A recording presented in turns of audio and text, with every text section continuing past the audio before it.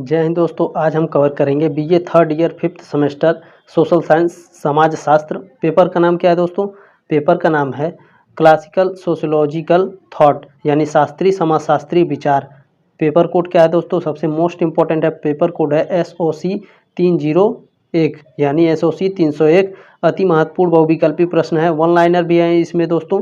ठीक है, यह दूसरा क्लास है दोस्तों। ठीक है, यह दूसरा क्लास है और यूनिट भी दूसरा यानी चैप्टर दूसरा है और दूसरा क्लास है। ठीक है, पहले क्लास के वीडियो का लिंक आपको डिस्क्रिप्शन में मिल जाएगा दोस्तों, आप लोग जा करके देख सकते हैं। अगर आप चैनल पर नए हैं तो अभी तुरंत सब्सक्राइब करें दोस्तों, क्योंकि छठे सेमेस्टर में भी हम ज़बरदस्त तैयारी करेंगे। ठीक है, अभी तुरंत सब्सक्राइब करें, छठे सेमेस्टर में अच्छे तैयारी करेंगे। लिंक दिया गया है डिस्क्रिप्शन में टेलीग्राम ग्रुप का। ठीक है दोस्तों, इसमें मैं UPS प्रोवाइड कराता हूँ फ्री में। ठीक है, किसी भी सब्जेक्ट का जिस भी क्लास में आप पढ़ते हो, आप कमेंट बॉक्स में भी कमेंट कर सकते हैं और डिस्क्रिप्शन में लिंक दिया गया है टेलीग्राम ग्रुप का, उसे ज्वाइन करके आप हमें डायरेक्ट मैसेज कर सकते हैं कि आपको किस सब्जेक्ट का UPS चाहिए, मैं आपको फ्री में प्रोवाइड कराऊंगा। ठीक है दोस्तों, चलिए स्टार्ट करते हैं आज की क्लास। इसमें पहला प्रश्न कह रहा है दोस्तों, अगस्त काम्टे के अनुसार समाज की प्रमुख शाखाएं हैं। कौन कौन सी शाखाएं दोस्तों? अगस्त काम्टे के अनुसार समाजशास्त्र की प्रमुख शाखाएं कौन सी है? सामाजिक स्थिति शास्त्र एवं सामाजिक गति शास्त्र। अगला प्रश्न देखते हैं, मोस्ट इंपॉर्टेंट है, ध्यान से देखिएगा दोस्तों। ठीक है, दूसरा प्रश्न है, निम्नलिखित कथनों में से कौन सा प्रत्यक्षवाद की विशेषाकृत नहीं करता है, यानी विशेषता नहीं है प्रत्यक्षवाद की, इन चारों में से कौन सा है? ध्यान से देखिएगा, मोस्ट इंपॉर्टेंट प्रश्न है दोस्तों। प्रत्यक्षवाद जगत की व्याख्या अनुभव के आधार पर करता है, ये सही है। प्रत्यक्षवाद का लक्ष्य घटनाओं के नियमों की खोज करना है, ये भी सही है। प्रत्यक्षवाद मानव चिंतन का प्रमुख प्रारंभ बिंदु है, ये गलत है दोस्तों। ठीक है, यानी यह प्रत्यक्षवाद की विशेषता नहीं है, ये तीनों है, ये भी याद रखिएगा। प्रत्यक्षवाद वैज्ञानिक पद्धति का उपयोग करता है, ये भी सही है, यानी ऑप्शन नंबर सी इसमें गलत है, बाकी तीनों सही है। इसके हिसाब से दोस्तों ऑप्शन नंबर 2 का ऑप्शन नंबर सी होगा, कंफ्यूज मत होइएगा। प्रत्यक्षवाद की यह विशेषता नहीं है कि प्रत्यक्षवाद मानव चिंतन का प्रारंभ बिंदु है। ठीक है, आगे बढ़ते हैं, प्रश्न नंबर 3 देखते हैं। प्रश्न नंबर 3 है दोस्तों, उद्विकासी सिद्धांत में योग्यतम की जीवितता के वाक्यांश का सर्वप्रथम प्रयोग किसने किया था? तो इसे चार्ल्स डार्विन ने किया था। ठीक है, उद्विकासी सिद्धांत में योग्यता की जीवितता के वाक्यांश का सर्वप्रथम प्रयोग चार्ल्स डार्विन ने किया था। दोस्तों एक प्रश्न को 2 बार इसलिए हम पढ़ते हैं ताकि आप लोगों को अच्छे से याद हो जाए। ठीक है दोस्तों एक काम और ज़रूर करिएगा, आपसे रिक्वेस्ट है दोस्तों, इसे व्हाट्सएप पर अपने दोस्तों के साथ ज़रूर शेयर करिएगा, यह आपकी जिम्मेदारी है। ठीक है, क्लास अच्छी लगे तो एक लाइक ज़रूर कीजिएगा। प्रश्न नंबर 4 है दोस्तों, फर्स्ट प्रिंसिपल के लेखक हैं। फर्स्ट प्रिंसिपल के लेखक स्पेंसर हैं। आगे बढ़ते हैं, प्रश्न नंबर 5 है। वीडियो अच्छा लगे तो एक लाइक ज़रूर करिएगा दोस्तों। ठीक है, सब्सक्राइब करिएगा ताकि छठवें सेमेस्टर में भी आप हमारे साथ जुड़े रहें। प्रश्न नंबर 5 है दोस्तों, प्रिंसिपल ऑफ इथिक्स नामक पुस्तक के लेखक हैं स्पेंसर। प्रिंसिपल ऑफ इथिक्स पुस्तक के लेखक स्पेंसर है, याद रखिएगा दोस्तों। पुस्तक से कम 2 प्रश्न तो पूछे ही जाएंगे, 40 में से 2 प्रश्न पुस्तक के रहते हैं, कन्फर्म है। ठीक है, प्रश्न नंबर 6 है दोस्तों, स्पेंसर के अनुसार समाज एक सावयव है। ठीक है, प्रश्न नंबर 7 है, निम्नलिखित में से कौन सी एक यौगिक समाजों की विशेषता है? राज्य है, जनजाति है, परिवार है, क्लान है, इनमें से कौन सा है? तो इनमें से दोस्तों याद रखिएगा, इनमें से जनजाति है। ठीक है, ऑप्शन नंबर बी है। निम्नलिखित में से कौन सी एक यौगिक समाजों की विशेषता है? जनजाति। आगे बढ़ते हैं, प्रश्न नंबर 8 है, निम्नलिखित में से किसने सैनिक और औद्योगिक समाज की बात की है? इनमें से किसने सामाजिक और औद्योगिक समाज की बात की है? कार्ल मार्क्स, काम्टे और पेरेटो। तो इनमें से कोई नहीं है, ऑप्शन नंबर डी है। आगे बढ़ते हैं, प्रश्न नंबर 9 है, निम्नलिखित में से कौन भौगोलिक निश्चयवादी नहीं है? इनमें से कौन भौगोलिक निश्चयवादी नहीं है? तो इनमें से हाउस भौगोलिक निश्चयवादी नहीं है। आगे बढ़ते हैं, प्रश्न नंबर 10 है, उद्विकास की प्रक्रिया है। उद्विकास की प्रक्रिया कौन सी है? इनमें से याद रखिएगा, एक रेखीय उद्विकास की प्रक्रिया है। आगे इसे अच्छे से समझाएंगे क्योंकि इनमें से दोस्तों 2 प्रश्न इस टाइप के पूछता है। ठीक है, आगे बढ़ते हैं, प्रश्न नंबर 11 है, स्पेंसर ने समाजों के प्रकार को वर्गीकृत किया है। स्पेंसर ने समाज के प्रकारों को वर्गीकृत किया है सैन्य और तथा औद्योगिक में। ठीक है, स्पेंसर ने समाज के प्रकारों को वर्गीकृत किया है सैन्य और औद्योगिक में।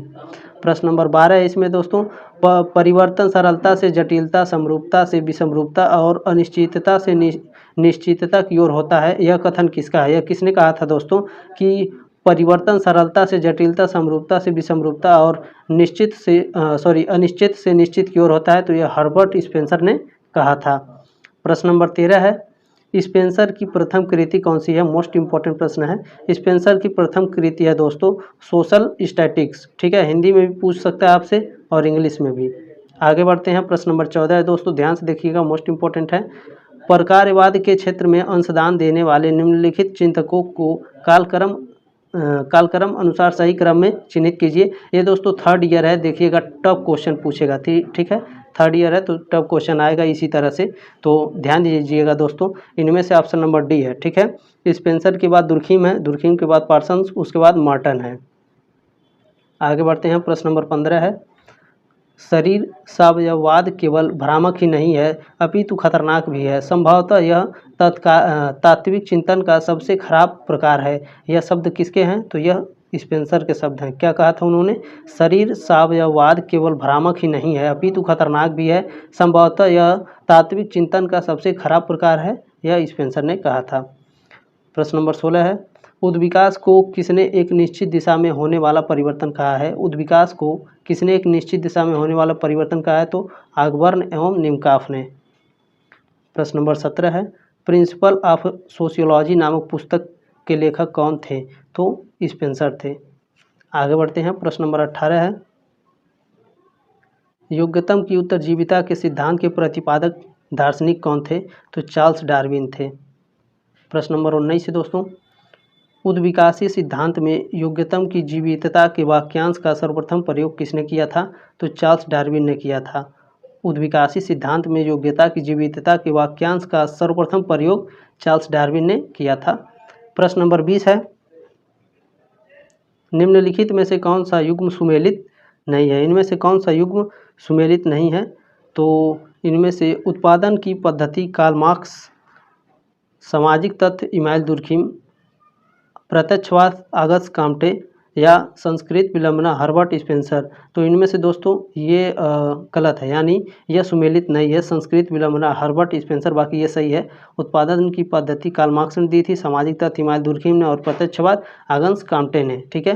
प्रश्न नंबर 20 का ऑप्शन नंबर डी सही है, संस्कृत विलंबना हर्बर्ट स्पेंसर, यह सुमेलित नहीं है। आगे बढ़ते हैं, प्रश्न नंबर 21 है, निम्नलिखित में से कौन सी अवधारणा स्पेंसर द्वारा प्रतिपादित है? तो इनमें से कौन सी अवधारणा प्रतिपादित है स्पेंसर द्वारा? विज्ञानों का वर्गीकरण गलत है, श्रम विभाजन गलत है, वर्ग संघर्ष ये भी गलत है, यानी इनमें से कोई नहीं, ऑप्शन नंबर डी है। प्रश्न नंबर 22 है, किसने समाज को समझने के लिए सावयवी सादृश्य का प्रयोग किया? किसने समाज को समझने के लिए सावयवी सादृश्य का प्रयोग किया था? ऑगस्ट कॉम्टे ने, कार्ल मार्क्स ने या मैक्स वेबर ने? तो इनमें से कोई नहीं है दोस्तों, ठीक है, ऑप्शन नंबर डी सही है। प्रश्न नंबर 23 है, उद्विकास की प्रक्रिया है, ठीक है, देखिए मैंने कहा था कि इसे मैं आगे समझाऊंगा आपको। देखिए दो तरह से ये क्वेश्चन पूछता है, ठीक है, देखिए उद्विकास की प्रक्रिया है, इसी तरह से सेम पूछेगा कि उद्विकास की प्रक्रिया है, ठीक है। इसमें देखिए, इसमें उद्विकास की प्रक्रिया चक्री व रेखी दोनों है, यानी ऑप्शन नंबर सी इसमें सही है। देखिए दोस्तों, ये सिद्धार्थ यूनिवर्सिटी 2018 में पूछा था और 2020 में, और DDU 2017-2022 में पूछा था। यही सेम क्वेश्चन दोस्तों पूछता है इस टाइप से। देखिए उद्विकास की प्रक्रिया है, या DDU 2017 और सिद्धार्थ यूनिवर्सिटी 2018-20 में पूछा था। उद्विकास की प्रक्रिया है चक्रीय रेखीय, तो इसमें एक रेखीय है, ठीक है, कन्फ्यूज मत होइएगा। देखिए अगर पूछेगा कि उद्विकास की प्रक्रिया है चक्रीय रेखीय, तो इसमें दोनों होगा, ठीक है, चक्री व रेखी दोनों। अगर पूछेगा उद्विकास की प्रक्रिया है चक्री पूछेगा और एक रेखी लिखेगा, यानी जब एक रेखी लिखेगा दोस्तों तो इसमें ऑप्शन नंबर बी सही होगा, ठीक है, एक रेखीय। आगे बढ़ते हैं, देखिए इसमें उद्विकास की प्रक्रिया है चक्रीय रेखी, तो दोनों हैं, ऑप्शन नंबर सी है। और इसमें पूछेगा कि उद्विकास की प्रक्रिया है चक्रीय एक रेखी, तो एक रेखीय होगा। आगे बढ़ते हैं, प्रश्न नंबर 24 है, निम्नलिखित में से कौन सा स्पेंसर द्वारा वर्णित समाज का प्रकार नहीं है? इनमें से निम्नलिखित में से कौन सा स्पेंसर द्वारा वर्णित समाज का प्रकार नहीं है? सरल, यौगिक, जटिल या उपरोक्त में से कोई नहीं है? तो यौगिक स्पेंसर द्वारा वर्णित समाज का प्रकार नहीं है। आगे बढ़ते हैं दोस्तों, प्रश्न नंबर 25 है, सामाजिक डार्विनवाद से कौन निकटता से जुड़ा है? तो स्पेंसर। सामाजिक डार्विनवाद से कौन निकटता से जुड़ा है? स्पेंसर। वीडियो अच्छी लगी तो इसे शेयर जरूर करिएगा दोस्तों, व्हाट्सएप पर अपने दोस्तों के साथ। एक लाइक जरूर कीजिएगा, सब्सक्राइब जरूर कीजिएगा, ताकि छठे सेमेस्टर में भी आप हमारे साथ जुड़े रहें, अच्छे से तैयारी करेंगे। मिलते हैं अगले क्लास में, तब तक के लिए जय हिंद, वंदे मातरम।